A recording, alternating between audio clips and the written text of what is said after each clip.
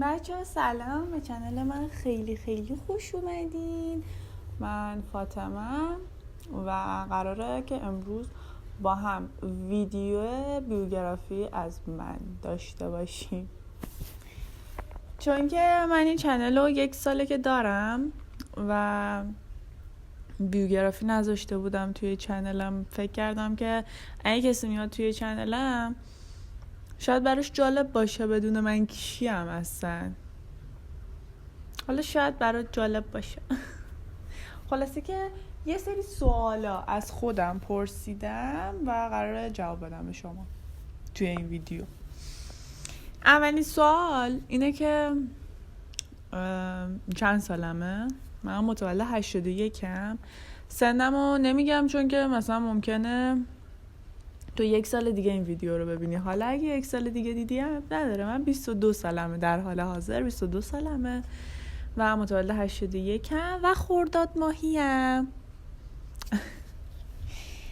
قدم چنده؟ قدم 165 و وزنم حدود 58-59، چون روی هیچ کدوم ثابت وای نمیسته. رشته تحصیلی در حال حاضر تربیت بدنیه. من توی دبیرستان حسابداری خوندم و به علت نداشتن علاقه ادامهش ندادم. اونم ببین نمراتم همیشه حسابداری 20 بود، واقعا 20 بود. بعد الان نمیخوام مثلا پوز بدم و اینا، میخوام بگم که ما سال آخر که بودیم معلممون اومد گفتش که بچه ها اگه میخواد توی این رشته شما ادامه تحصیل بدید برید بالاتر، چیز میخواد، پارتی میخواد. اگه پارتی نداری رشته تو عوض کن، چون واقعا به دردت نمیخوره و بیکار میمونی توی این رشته. بعد اکثر بچه های کلاسمون یا پدرشون مثلا توی این کار بود یا دایی یا عمو، حالا آشناهاشون بودن و من دیدم که هیچکیو ندارم و چون حوصله‌ام ندارم من 2 ساعت 3 ساعت خیلی تایم طولانی باید بشینی پشت میز و من رد میدم. من اصلا نمیتونم اینجوری، واسه همین رشته‌مو عوض کردم و رفتم تربیت بدنی و خیلی الان راضیم. خیلی تحصیلاتم هم که الان ترم آخر کارشناسیم و قصد دارم که درس بخونم، کنکور ارشد بدم. رشته ورزشیم چیه؟ رشته ورزشی ژیمناستیکه که فکر میکنم الان 3 ساله که به طور جدی دارم میرم جلو و میخوام مربیگریشو بگیرم، چون ژیمناستیک توی سن من یه مقدار دیگه دیر شده. نه که دیر شه ها، ولی دیگه نمیتونی مثل کوچیک‌تر خیلی حرکت‌های بالا بزنی و اینا. میشه ولی خیلی طولانی میشه. هدفم چیه؟ هدفم در حال حاضر، همین الان هدفم، چون من ثانیه‌ای هدفم عوض میشه. در حال حاضر هدفم اینه که دارم درس میخونم که کنکور بدم و ایشالله به امید خدا یه دانشگاه خوبی قبول شیم ایشالله. شغلم چیه؟ شغلم بازم در حال حاضر هیچی، بیکارم، بیاره دانشجو هم دیگه درس میخونم. شغلم آره الان هیچ.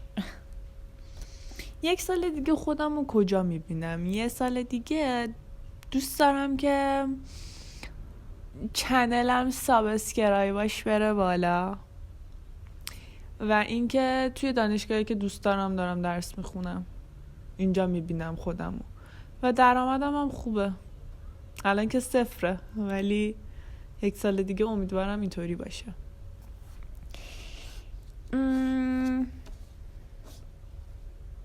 تا حالا چه شغلایی داشتم؟ تا حالا من وقتی 17 سالم که بود با دوستام رفتیم یه مغازه‌ای رفتیم که توی اکسپلور تبلیغات داده بود به همه بلاگرها و اینا، از این مغازه هایی که مثلا همه چی هر چی بخری 19 تومن، 29 تومن، 39 تومن، تهش 39 تومن بود. قشنگ یادمه. بعد ما دیدیم همه بلاگرها دارن اینو تبلیغ میکنن، چرا ما نریم؟ پا شدیم رفتیم نگاه کنیم و اینا، ببینیم چی داره. صف میبستن دم مغازه ها، شاید باورتون نشه. و ما رفتیم صف وایسادیم، بعد هر تعدادی که میومد بیرون دوباره همون تعداد رو میفرستاد تو. ما رفتیم صف وایسادیم، خریدم کردیم، بعد داشتیم میومدیم بیرون، از پلا میومدیم پایین، دیدم که اینجوری کاغذ زده. چیه این؟ تراکته؟ کاغذ زده بود دم درش که به تعدادی فروشنده نیازمندیم و شماره گذاشته بود، گفته بود که مثلا از این ساعت تا این ساعت بیاید برای مصاحبه، همچین چیزی. بعد من به دوستم گفتم که تابستونم و بیکاریم و بریم، چیه نظرتون و اینا. بعد من اون موقع سال آخر بودم، یعنی تمام شده بود دیگه، تمام شده بود درسم، کنکور قرار بود بدم و چون رشته‌مو رو دوست نداشتم، اصلا قصد کنکور دادنم نداشتم، درس مرس نمیخوندم برای کنکور، قصدم کنکور دادن نبود، میخواستم برم آزاد دیگه.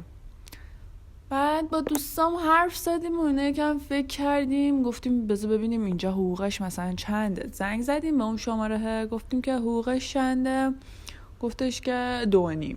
اون موقع 2.5 بد نبود ولی خوبم نبود، یه چیز خیلی نرمالی بود. و خب ببینه هر دوتا از دوستام و من، هر سه تامون دقیقا مثلا اصلا به قصد پولش نرفتیم، اصلا، برای اینکه تابستونمون فقط پرشه، بیکار نباشیم. من واقعا از بیکاری داشتم رد میدادم دیگه. و ما رفتیم سر این کار، من 1 ماه و چند روز کار کردم، اونم مامانم نذاشت دیگه برم چون که من کارم تمام وقت بود، 10 صبح میرفتم تا 10 شب و اینجوری بود که من میرسیدم خونه، دوش میگرفتم، جنازه، قشنگ بیهوش میشدم. من خونه رو فقط برای خواب میومدم، بقیهش سر کار بودم و به هیچ کاریم نمیرسیدم. من نه دوستامو میدیدم، نمیتونستم با خانواده برم بیرون، هیچی. بعد اینم این مغازه چون تبلیغات داده بود شلوغ بود، مخصوصا پنجشنبه جمعه، و پنجشنبه جمعه ما هیچ آفی نداشتیم. من خونه فامیل 1 ماه بود که نرفته بود، اصلا 1 ماه بود من هیچ کسی و جز مامان بابام که دیگه تو خونه بودن میومدن ندیده بودم. بعد فشار روم بود، بدجور، پادرد و کمردرد و فکر کنم فقط 1 ماه رفتم. اونایی که چندین ساله تو این کارن چی میکشن، واقعا خیلی سخته، فروشندگی خیلی سخته و حقوق آنچنانی هم نداره آخه. خلاصه ما رفتیم تجربه. ببین من بیشتر اینی که میگم دوران کرونا بود و اینجوری بود که همه ماسک داشتن و اینا، در شلوغ من ماسک نمیزدم و مشتری ها میرفتن میگفتن که این فروشندتون چرا ماسک نزده. اون تایم، اون سن، دوست داشتم چیزای جدید تجربه کنم، دوست داشتم برم توی اجتماع، آدمای جدید ببینم و اصلا هدفم درآمدش نبود اصلا. و تجربه کردم، تجربه اصلا بدی هم نبود، اصلا پشیمون نیستم، خوب بود، به نظرم خوب بود. آدم میره یاد میگیره. بعد این من دیگه بیکار که دیگه وارد دانشگاه شده بودم. من بعد این وارد دانشگاه شدم، همچنان بیکار بودم که من همون تایما بود که باشگاهو شروع کردم. ببین من باشگاه میرفتم، از بچگی باشگاه میرفتم، ولی نه یه رشته تخصصی رو برم. شنا رفتم، فوتسال رفتم، والیبال رفتم، بس ببین من همه رشته ها رو یه ناخونک زدم بهش، ولی خب توی هیچ کدوم نموندم. دوستشونم داشتم ولی نمیدونم چرا نموندم توی هیچ کدوم به صورت تخصصی و حرفه‌ای. من دوران دانشگاهم بود که باشگاه رو شروع کردم و به صورت تخصصی دارم کار میکنم. و من 2 سال پیش دوباره دوستم توی اکسپلور داشت میگشت همینجوری اکسپلور رو که دید یه دونه پیجیه کار با کودک اوتیسم، کار با کودک بیش‌فعاله، کار با کودک عادی و نرمال هم داره. کلا کار با کودک بود این مجموعه. و دوستم رفت توی پیجش دید که استوری گذاشته ما مربی میخوایم، مربی تحصیلاتش تربیت بدنی باشه دیگه. آره رشتهش تربیت بدنی باشه، تحصیلاتش تربیت بدنی باشه، چیه؟ رشتهش تربیت بدنی باشه. و اینجوری بود که دوستم رفت باهاشون صحبت کرد و اونا هم گفتن که لباس ورزشی بپوش و کتونی پاشو بیا ما ازت تست میگیریم مثلا ببینیم اوکی اینا. بعد دوستم رفته بود 2 روز مونده بود اوکی بود. بعد به ما خبر داد که آره اوکیه اینجا خوبه و اینا بیایید شما باز مربی میخوان. من رفتم صحبت کردم اوکی بود، همه چی اوکی بود. آقا به من گفتش که مدیر اونجا گفتش که ببین اینجا یه کاریه که ما مثلا دانشجو میخوایم کلن بیشتر چون پاره وقته. بعد اینجوریه که خودت به ما تایم میدی که کی دوست داری بیای کی دوست داری نیای. مثلا شب قبل میای به ما میگی که ما فردا هستیم از این ساعت تا این ساعت فردا هستیم، یا ما فردا نیستیم کاملا نیستیم. بعد من دیدم خب چقدر خوبه اگه اینجوریه، چرا نرم؟ من که دارم درسمو میخونم در کنارش حالا اینم میرم، حالا یه حقوق جزئی هم دارم. بعد اوکی بود، همه چی اوکی بود، همه چی تا 1 سال. بعد 1 سال مدیر عوض شد و وارد شد به هر مربی یه همچین برگه‌ای داد. گفتش که روزاتون و ساعتاتون رو بنویسید که از این به بعد چه روزایی و چه ساعتایی میخواید بیایید. من بهش گفتم که آقا تا الان اینجوری نبوده، چرا اینجوری شده؟ گفت از این به بعد همینه که هست. یعنی چی؟ گفت آره مثلا این روزی که به من میگی و اگه نیای جریمه میشی. و گفتم خب یعنی چیه کاری برام پیش بیاد چی؟ گفت اگه کارت موجه باشه که اشکال نداره، ولی اگه خسته حال ندارم و اینا باشه نه جریمه میشی. ما هم دیگه اوکیو دادیم. من فکر میکنم 3 روز توی هفته رو من نوشتم و ساعت دادم بهش. بعد میرفتم بعدش فکر میکنم امتحان پایان ترمم بود، یکی از ترم هایی که بود داشتم درس میخوندم امتحان داشتم. بعد اون ترم درسام سخت بود، واقعا سخت بود. نیاز داشتم که آقا مثلا 1 هفته 2 هفته نرم جایی بشینم درس بخونم. و اینو بهش گفتم، گفتش که ببین همه بچه های اینجا، همه مربی های اینجا دانشجو هن، بهونه نیار. درس میخوای بخونی میتونی بخونی، بعد سر کارت بخون. گفتم سخته نمیتونم. گفتش که اوکی پس دیگه نیا. دیگه نیا یعنی چی آخه؟ من خیلی خواستم دیگه نیام من، ولی بچه های اونجا رو واقعا دوست داشتم، بچه های کوچیکا. اوکی دادم رفتم این اسکولا رفتم و یکی از سخت‌ترین درس‌ها رو افتادم دیگه. من افتادم و همچنان هنوز پاسش نکردم. این ترم دارمش باید پاسش کنم. خلاصه میخوام بگم که اصلا زیر بار زور نرید. ببین حقوق آنچنانی هم به من نمیدادن، بگم واقعا خندتون میگیره. من ساعتی 30,000 تومان از اونجا حقوق میگرفتم.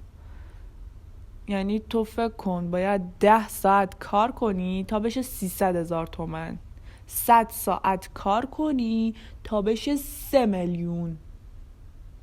اصلا یه چیز خنده‌داری بود و من واقعا به خاطر این اونجا میرفتم که تجربه کسب کنم، مثلا کار با بچه رو یاد بگیرم، ببینم با بچه چجوری باید رفتار کنی و اینا. ولی واقعا اونجا هم خوب بود، نمیگم بد بود، خوب بود. مدیریت افتضاح بود. ولی مهارت هایی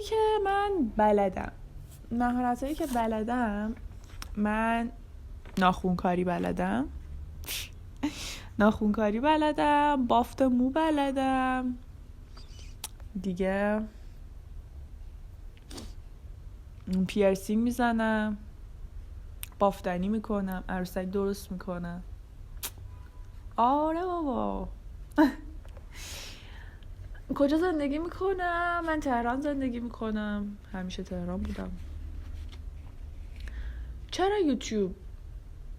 بخوام راستشو بگم، حقیقتو بگم، به خاطر درآمدش. واقعا به خاطر درآمدش. اول من فقط به خاطر درآمد اومدم یوتیوب. چون ببین من چی دیده بودم؟ من دیده بودم که دختره یا حالا پسره این ویدیو گذاشته که من توی 4 ماه چیز شدم، به درآمد رسیدم. یا مثلا حالا خیلی های دیگه ها اینجوری بودم. من خیلی ویدیو دیده بودم که مثلا توی تایم کم به درآمد رسیده بودن و گفتم که خوب چرا من نکنم، چرا من به درآمد نرسم. بعد داشتم همینجوری که این ویدیوها رو نگاه کردم گفتم بذار یه ویدیوی آپلود کنم دیگه. آقا ما آپلود کردیم 4 ماه گذشت، 5 ماه گذشت، دیدیم اصلا به 100 سابم نمیرسیم. من الان بعد 1 سال، من 1 ساله که چنلمو دارم و فعالیتمو دارم، بعد 1 سال تازه شدم 500 تا ساب. من همون 6 ماهه چیز شدم دیگه، بیخیال شدم، گفتم که دیگه ولش کن درآمد و اگه شد نشد دیگه نشد. آره اولش واقعا فقط به خاطر درآمد، ولی الان نه دیگه، الان دیگه دارم با دوربین حال میکنم. حیوان مورد علاقه‌ام اول گربه است. چون گربه ببین اصلا عجیبه، خیلی خفنه این جونور. ببین میفهمه ها، ولی بهت میگه من نمیفهمم. نمیدونم داشتی یا نداشتی، خرترین موجود جهانه، قشنگ میفهمه داره چی کار میکنه ولی خودشو میزنه به اسکلی. خیلی خفنه گربه. بچه بودم دوست داشتم چی کارشم. من بچه بودم دوست داشتم اول از همه معلم شم. بعد که یکم بزرگتر شدم و مثلا فهمیدم که یه چیزی هست که حیوونا رو میتونه خوب کنه، گفتم من قراره دامپزشک بشم. و همه میگفتم من میخوام دامپزشک شم، من باید دامپزشک بشم. ولی اونجایی که درسم خوب نبود نشد که بشه. و بزرگتر که شدم گفتم من میخوام آرایشگر شم، مثلا توی یکی از حالا لاینای آرایشگری کار کنم. و الان بخوام بگم دوست دارم چی کارشم، همین توی رشته خودم مشغول به کارشم دوست دارم. ولی معلم ورزشی هم خیلی دوست دارم که اولین شغلی که بچه بودم دوست داشتم. یه سنی هم دوست داشتم نقاشم. اصلا خیلی من شغلها دوست داشتم که بشم و فعلا در حال حاضر نشدم. ولی مربی بچه ها بودم دیگه. من به مدت 2 سال مربی بچه ها بودم و تجربه خیلی باحالی بود. مربی بچه بودن خیلی خوبه، اصلا یه دنیای دیگه دارن بچه ها، خیلی خفنن. تموم شد سوالایی که خودم از خودم پرسیدم و حالا نمیدونم برای جالب بود جالب نبود. حالا بازم هر سوالی که داشتی من از خودم نپرسیدم فکر میکنی باید بپرسی، توی کامنت ازم بپرس، حتما جوابتو میدم. و اینکه اگه سوال زیاد بود، اگه چیز میکنم چیه این، یه ویدیو دیگه درست میکنم اگه سوال زیاد بود. و اینکه متشکرم که ویدیو رو تا آخر نگاه کردی. ماچ به کلت. فعلا بای بای.